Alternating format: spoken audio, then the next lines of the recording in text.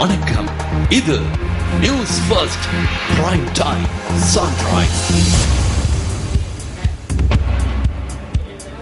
வணக்கம். இது news first prime time sunrise செய்திகள். இணைந்திருக்கும் நான் சாம்பவி குமார்லிங்கம். மலர்ந்திருக்கும் இந்த நாள் அனைவருக்கும் மகிழ்ச்சிகரமான நாளாக அமைய நியூஸ் ஃபர்ஸ்டின் வாழ்த்துக்கள். விரிவான செய்திகளுக்கு செல்லும் முதலில் தலைப்புச் செய்திகள். 2015 ஆண்டிற்கான வாக்காளர் பதிவேடு தயாரிப்பிற்கான கணக்கெடுப்பு நடவடிக்கைகள் இன்று ஆரம்பம். 234 உள்ளூராட்சி மன்றங்களின் உத்தியோகபூர்வ பதவிக்காலம் இன்று நள்ளிரவுடன் நிறைவு. நாட்டில் நிலவிய மழையுடன் கூடிய வானிலை காரணமாக 28 பிரதான நீர்த்தேக்கங்களின் வான் பாய்வதாக நீர்ப்பாசன திணைக்களம் தெரிவிப்பு. லிபியாவில் இருந்து வெளியேறிய சட்டவிரோத புகலிட கோரிக்கையாளர்கள் 107 பேர் ஜெர்மன் ராணுவத்தினரால் மீட்பு, ஜெர்மன் ராணுவம் தெரிவிப்பு.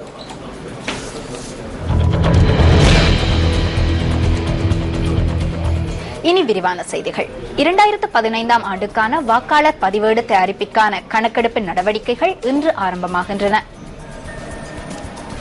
இதற்கான மாதிரி விண்ணப்ப படிவம் இன்று முதல் விநியோகிக்கப்படுவதாக பிரதி தேர்தல் ஆணையாளர் எம் முகமது குறிப்பிடுகின்றார். கிராம உத்தியோகத்தர்கள் ஊடாக வாக்காளர்களை பதிவு செய்வதற்கான விண்ணப்ப படிவங்களை விநியோகிப்பதற்கான நடவடிக்கைகள் முன்னெடுக்கப்பட்டுள்ளதாக அவர் கூறினார்.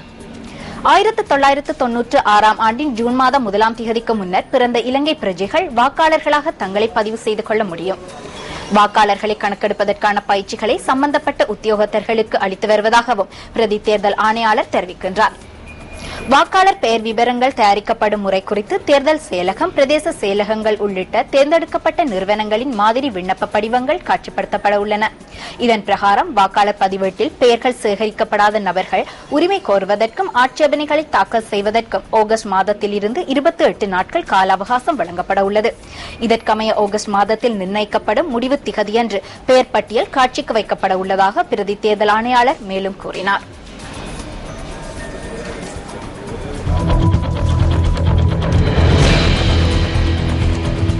இருநூற்று 34 உள்ளூராட்சி மன்றங்களின் உத்தியோகபூர்வ பதவிக்காலம் இன்று நள்ளிரவுடன் நிறைவடைகின்றது. கடந்த மார்ச் மாதம் 31ஆம் திகதியுடன் இந்த உள்ளூராட்சி மன்றங்களின் பதவிக்காலம் முடிவடைந்த பொழுதிலும் அவற்றின் காலம் இன்றைய தினம் வரை ஜனாதிபதியினால் நீடிக்கப்பட்டதாக அரச நிர்வாக, மாகாண சபைகள், உள்ளூராட்சி மன்றங்கள் மற்றும் ஜனநாயக ஆட்சிக்கான அமைச்சின் செயலாளர் ஜே தடலகே தெரிவித்தார். பதவிக்காலம் நள்ளிரவுடன் நிறைவடைந்த பின்னர் மாநகர சபை, நகர சபை மற்றும் பிரதேச சபைகளின் நிர்வாக அதிகாரங்கள் நகர ஆணையாளர் மற்றும் உள்ளூராட்சி மன்றங்களின் செயலாளர்களின் கீழ் கொண்டுவரப்பட உள்ளதாகவும் அமைச்சின் செயலாளர் கூறினார். தேர்தல் ஒன்று நடத்தப்படும் வரை அவர்களே அந்தந்த உள்ளூராட்சி மன்றங்களின் நிர்வாக அதிகாரிகளாக செயற்படுவார்கள் என்றும் அவர் சுட்டிக்காட்டினார். உள்ளூராட்சி மன்றங்களுக்கு நியமிக்கப்படும் விசேட ஆணையாளர்கள் மாகாண உள்ளூராட்சி ஆணையாளர்கள் மற்றும் உள்ளூராட்சி உதவி ஆணையாளர்களினால் கண்காணிக்கப்படுவார்கள் என அமைச்சின் செயலாளர் ஜே தடலகே தெரிவித்தார். இதேவேளை உள்ளூராட்சி மன்ற தேர்தல் நடத்துவதற்கான எல்லை நிர்ணய நடவடிக்கைகள் பெரும்பாலும் பூர்த்தியடைந்துள்ளதுடன் அதற்கான வர்த்தமானி அறிவித்தல் 1 மாத காலத்திற்குள் வெளியிடப்படும் எனவும் அவர் சுட்டிக்காட்டுகின்றார். இதற்கமைய தொகுதிவாரி முறையின் கீழ் அடுத்த உள்ளூராட்சி மன்ற தேர்தல் நடைபெற உள்ளதாக அரச நிர்வாகம், மாகாண சபை, உள்ளூராட்சி மன்றங்கள் மற்றும் ஜனநாயக ஆட்சிக்கான அமைச்சின் செயலாளர் கூறினார்.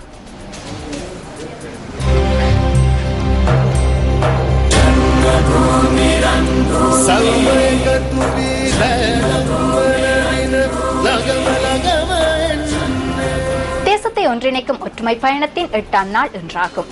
சக்தி சிரச நியூஸ் ஃபர்ஸ்ட், தேசிய இளைஞர் சேவைகள் மன்றம் மற்றும் கொழும்பு துறைமுக நகரம் ஆகியன இணைந்து இந்த ஒற்றுமை பயணத்தை ஏற்பாடு செய்துள்ளன. இன்றைய தினம் வாகன தொடரணி திருகோணமலை வாழைச்சேனை ஊடாக மட்டக்களப்பு மாவட்டத்தை சென்றடைய உள்ளது. தேசத்தை ஒன்றிணைக்கும் ஒற்றுமை பயணத்தின் 8ஆம் நாள் தொடர்பான மேலதிக தகவல்களுடன் இணைகின்றார் எமது அலுவலக செய்தியாளர் ராசலிங்கம் ரவிராகு. வணக்கம் ரவிராகு. வணக்கம் சாம்பவி. நேயர்கள் அனைவருக்கும் அன்பார்ந்த இனிய காலை நேர வணக்கங்கள். வரவேற்கப்பட்ட கேப்டன் மகாராஜா நிறுவனத்தின் MBC, MTV ஊடக வலையமைப்புகள், கொழும்பு துறைமுக நகர் மற்றும் தேசிய இளைஞர் சேவைகள் மன்றம் ஆகியன ஒன்றிணைந்து ஏற்பாடு செய்துள்ள தேசத்தை ஒன்றிணைக்கும் ஒற்றுமை பயணத்தின் 8ஆம் நாள் நிகழ்வுகள் இன்று காலை கிழக்கு மாகாணத்தின் தலைநகர் என வர்ணிக்கப்படும் திருகோணமலை நகரில் ஆரம்பமாக இருக்கின்றது. அந்த வகையில் இன்று காலை 8 மணியளவில் எங்களுடைய வாகனமானது திருகோணமலை நகரை சென்றடைந்து அங்கிருந்து 9 மணியளவில் திருகோணமலை அபயபுர சந்திக்கு எங்களுடைய இந்த வாகன தொடரணி செல்ல இருக்கின்றது. அபேபுர சந்தியில் எங்களுடைய வாகன தொடரணியை வரவேற்பதற்கான அனைத்து நிகழ்வுகளும் தயாராக இருப்பதாக தேசிய இளைஞர் சேவைகள் மன்றத்தின் திருகோணமலை மாவட்ட பணிமனை எங்களுக்கு அறிவித்திருக்கின்றது. அந்த வகையில் இன்று காலை 9 மணியளவில் எங்களுடைய இந்த வாகன தொடரணியானது திருகோணமலை அபேபுர சந்தியை சென்றடைய இருக்கின்றது.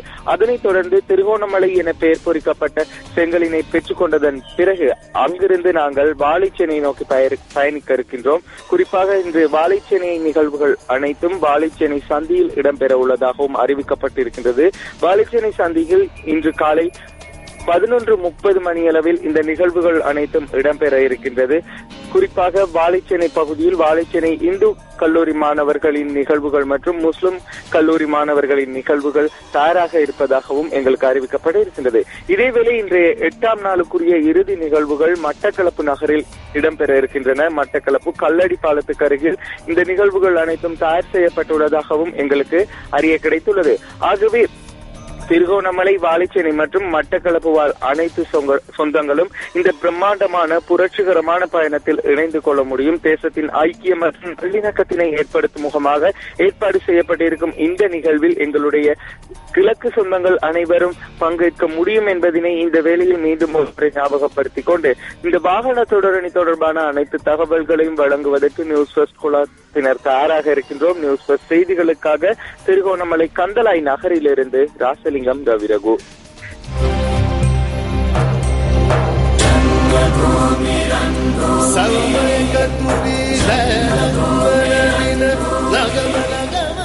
புத்தளம் குருநாகல் பிரதான வீதியின் கல்லெட்ட பகுதியில் நேற்றைய தினம் யானை ஒரு தொகை பிரசன்னமானதன் காரணமாக போக்குவரத்து நடவடிக்கைகள் பாதிப்படைந்தன. கல்லட்டிய பகுதியின் 7வது மைல்கல்லில் யானைகள் வருகை தந்துள்ளன. இதன் காரணமாக சுமார் 45 நிமிடங்கள் போக்குவரத்து நடவடிக்கைகள் பாதிப்படைந்துள்ளன. அந்த இடத்திற்கு வருகை தந்த கடற்படையினர் யானைகளை அங்கிருந்து விரட்டியுள்ளனர்.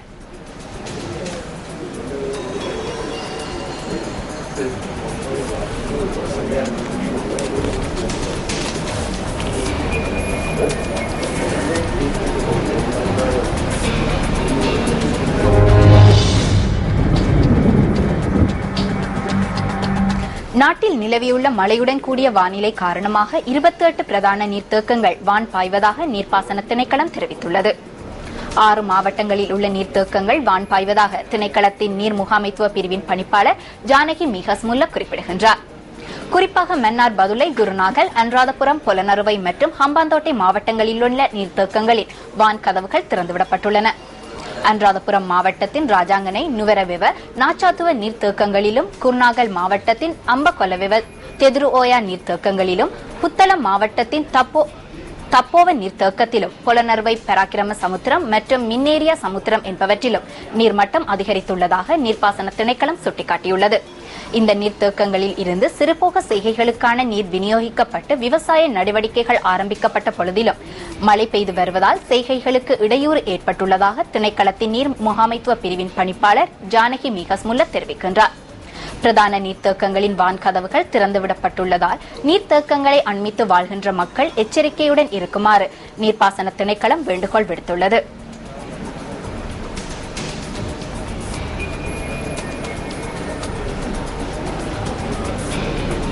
இன்றைய வானிலை தொடர்பான தகவல்களை அறிந்து கொள்வதற்காக வளிமண்டலவியல் திணைக்களத்தின் வானிலை அதிகாரி கே சூரியகுமாரனுடன் தொடர்பினை ஏற்படுத்தியுள்ளோம். வணக்கம் சூரியகுமாரன். வணக்கம். இந்த பூகோளத்தின் வட துருவ பகுதியிலிருந்தும் தென் துருவ பகுதியிலிருந்தும் பூமி மத்திய பகுதியை நோக்கி வீசுகின்ற காற்றானது ஒன்றையொன்று சந்திக்கின்ற பிரதேசமான இடை அயன ஒருங்கல் வலயத்தின் தாக்கத்தினால் இலங்கையின் பல இடங்களிலும் இடிமின்னலுடன் அதிகளவு மழை பெய்வதற்கான சாத்தியக்கூறுகள் தொடர்ந்தும் காணப்படுகின்றன.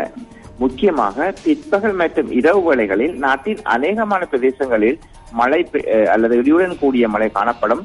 சில பிரதேசங்களில் 100 மில்லிமீட்டர் மழை வீழ்ச்சிக்கும் அதிகமான மழை காணப்படும் என்று எதிர்பார்க்கப்படுகின்றது. அத்துடன் மேற்கு, சப்ரகமுவ, தெற்கு, வடமேற்கு, வடக்கு மாகாணங்களில் சில பகுதிகளில் காலை வேளைகளிலும் மழை காணப்படும் சாத்தியக்கூறுகள் காணப்படுகின்றன. இந்த இடியுடன் கூடிய மழை காணப்படும் சந்தர்ப்பங்களில் காற்றும் சற்று பலமானதாக வீசும். எனவே பொதுமக்கள் இந்த இடிமின்னல் தாக்கத்திலிருந்து ஏற்படும் சேதங்களை குறைத்துக் கொள்ளும் பொருட்டு தேவையான முன்னெச்சரிக்கை நடவடிக்கையை மேற்கொள்ளுமாறு பொதுமக்களை எமது திணைக்களம் வேண்டிக் கொள்கின்றது. கடல் பிராந்தியங்களை பொறுத்தவரையில் காங்கேசன் முதல் கொழும்பு காலியூடான அம்பாந்தோட்டை வரையான கடல் பிராந்தியங்களில் இடையிடையே இடியுடன் கூடிய மழை காணப்படுவதுடன் இலங்கையை சுற்றியுள்ள கடல் பிராந்தியங்கள் பலவற்றிலும் பிற்பகல் மற்றும் இரவு வேளைகளில் இந்த இடியுடன் கூடிய மழை காணப்படும்.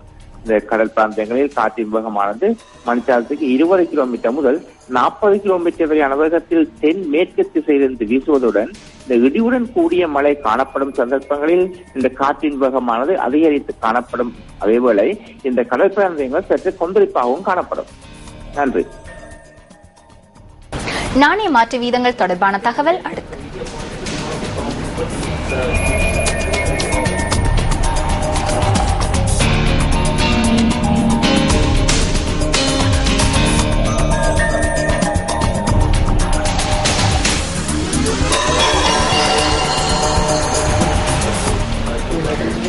புறக்கோட்டையில் இன்றைய விற்பனை விலை நிலவரம் தொடர்பான தகவல்கள் அடுத்து.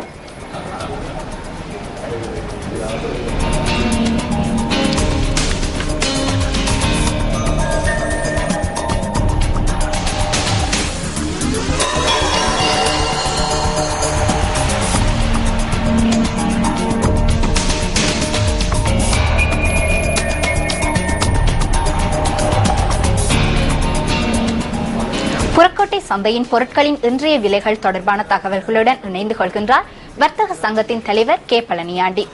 வணக்கம் திரு பழனியாண்டி. வணக்கம் அவர்களே.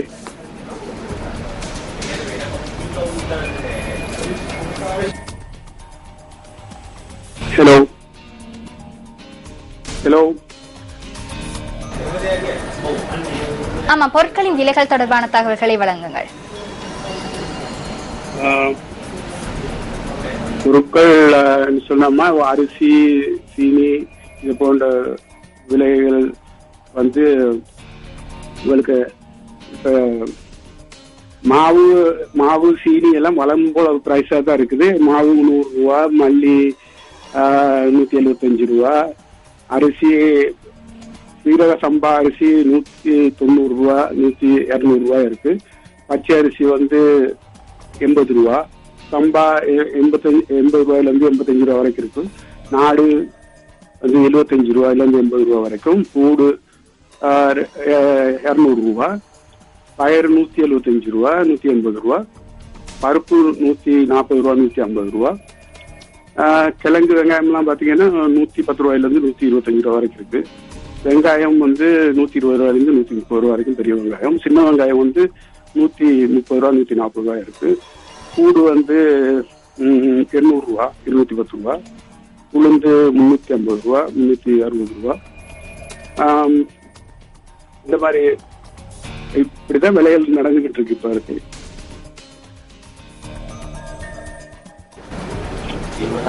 இத்துடன் நியூஸ் ஃபர்ஸ்டின் காலை நேர பிரதான செய்தி நிறைவடைகின்றது. தொடர்ந்து இணைந்திருங்கள் நமது மனத்தியாளர் செய்திகளுடன். வணக்கம். Hotline 0114-896-896 www.newsfirst.lk. Feedback at newsfirst.lk.